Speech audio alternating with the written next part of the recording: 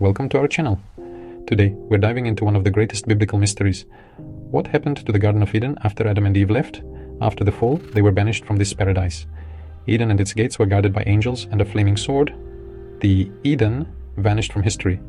Was it a real place swallowed by time, or an ethereal symbol? Today we'll explore theories about the fate of Eden.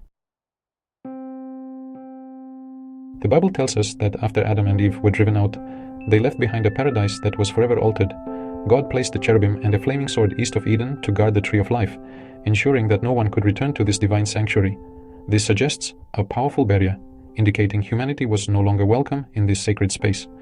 The presence of these guardians implies a realm beyond human reach, protected by celestial beings. Some believe Eden was a physical place, wiped off the map by a cataclysmic event, such as a flood or an earthquake, that reshaped the landscape entirely. While others suggest it was absorbed back into the natural world, blending seamlessly with the untouched wilderness, hidden from human eyes. Could this paradise be hidden somewhere on earth, shielded by divine power? Perhaps it exists in a secluded paradise, waiting to be discovered by those pure of heart and spirit? If Eden still exists, where could it be? Various locations have been proposed throughout history. Some scholars point to Mesopotamia, the land between the Tigris and Euphrates rivers. Others suggest Armenia, with its mountainous terrain and biblical associations. The Persian Gulf region, with its potential for a once fertile landscape now submerged, has also been considered. Could Eden be a realm beyond our ordinary perception? The Great Flood, described in Genesis, was a cataclysmic event that reshaped the earth. The floodwaters covered the highest mountains, wiping out all life except for Noah, his family, and the animals aboard the ark.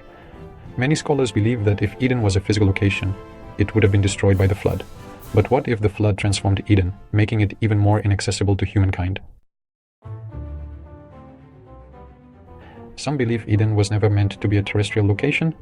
They see it as a spiritual realm, a heavenly paradise on a different plane of existence. In the book of Revelation, we hear of a paradise where the tree of life stands, accessible to those who overcome. Could this be the same Eden, relocated to a celestial realm forever beyond our reach? The Bible tells us Adam and Eve were the first humans, created by God in the Garden of Eden. We know they had children after they were banished, but what about before? The Bible doesn't provide a definitive answer. Some believe the existence of other humans, perhaps living outside the garden, is implied. Others maintain Adam and Eve were the sole human inhabitants of Eden, and their children were born only after their expulsion. In Jewish folklore, there's a fascinating character named Lilith, often depicted as Adam's first wife. Her story is both intriguing and complex, filled with themes of equality, rebellion, and independence.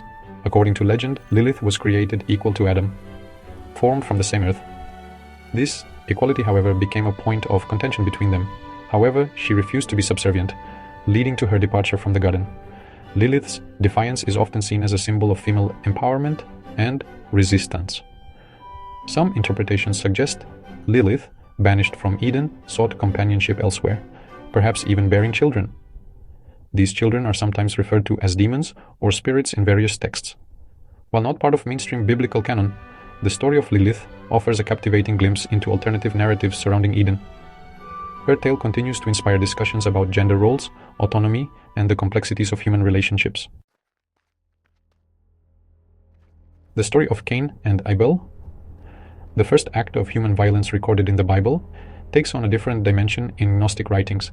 These ancient texts offer a unique perspective that diverges significantly from the traditional biblical narrative.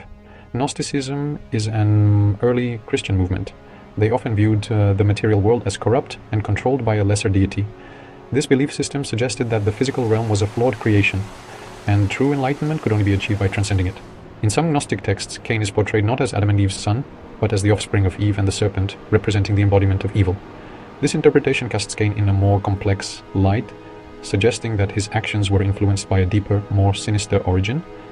These Gnostic interpretations offer a glimpse into the diverse ways early Christians grappled with the mysteries of the Bible. By exploring these alternative narratives, we gain a richer understanding of the early Christian worldview and the various ways they sought to make sense of their spiritual heritage. The fate of Eden remains one of the greatest biblical mysteries. Was it a physical location wiped from the earth, a divine sanctuary hidden beyond human reach, or a lost paradise that will one day be restored? Share your thoughts in the comments. Don't forget to like, share, and subscribe for more intriguing content.